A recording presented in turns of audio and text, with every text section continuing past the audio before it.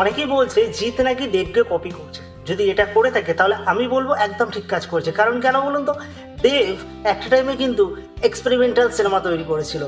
Cocopeat, কবিরের মতো cinema করেছিল, হয়েছে আনলিমিটেডের মতো সিনেমা করেছিল। হ্যাঁ, সিনেমাগুলো ফ্লপ হয়েছিল, কিন্তু তারপরে আস্তে আস্তে কিন্তু দেব নিজের জায়গাটা তৈরি করতে পেরেছে। একটার পর একটা হিট সিনেমা দিয়েছে।